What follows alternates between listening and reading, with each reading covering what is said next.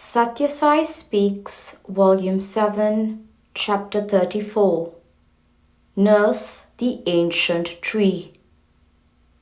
India is the land where the dichotomy of that and this, of creator and creation, of energy and matter was resolved in one grand unity by both theory and practice, in philosophical schools and in hermitages.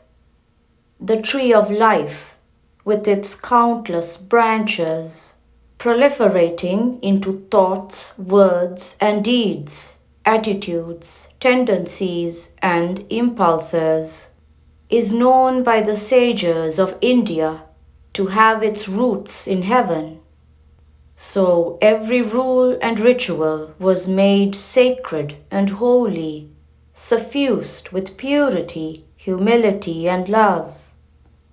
This resulted in peace and happiness for the individual, the family, the community, the nation, and the world.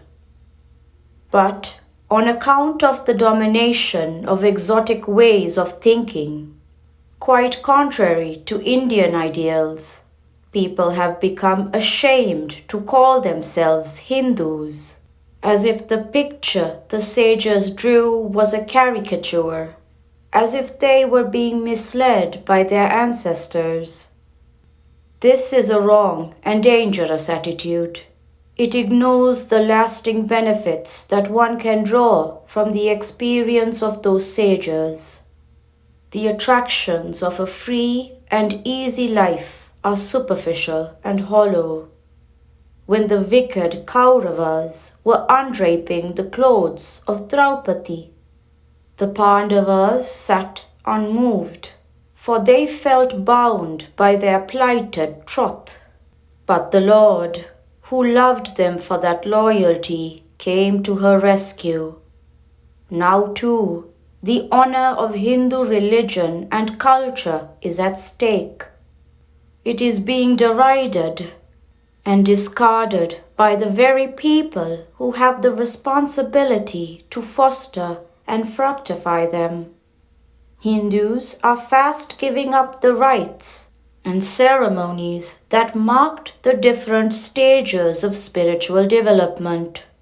They join in the humiliating laughter of cynics who proclaim that they circled in outer space and did not find God anywhere, as if the earth under their feet and nature around them were not witness enough for his existence.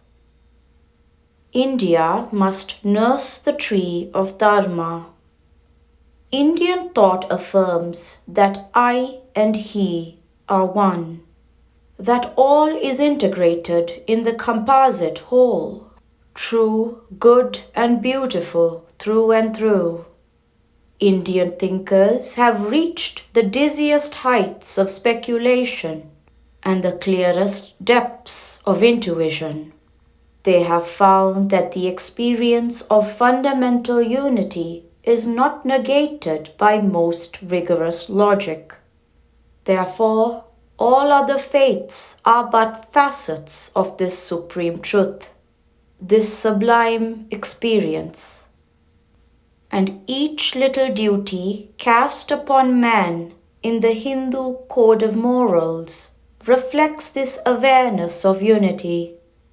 For example, it is laid down that when a person dines without first feeding the chance guest, or the hungry man at his door, he is committing theft, eating a meal of sin, partaking a feast of foulness. Damayanti, deserted by her husband Nala in the darkness of the forest, could not sleep, for she was anxious about her lord's welfare. Just then she heard a herd of elephants rushing through, trampling the groups of aborigines sleeping around her. Her warning cry was unhealed. They slept too soundly to be awakened. So too, India, that is to say, Vedamata, the mother who speaks with the voice of the Vedas, has to warn the nations of the world, sleeping the sleep of sense satiety, that wildness is rushing in to destroy them.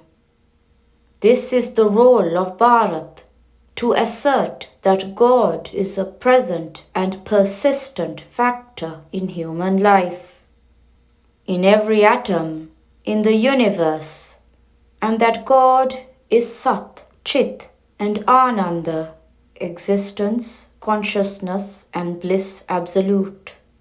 She must nurse the tree of Dharma and garner from it, for the welfare of the whole world, the fruits of Alada, spiritual exhilaration, Ananda, bliss, and Shanti, calm equipoise.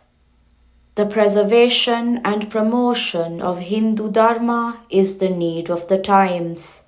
People who practice its principles have to propagate them by precept and example.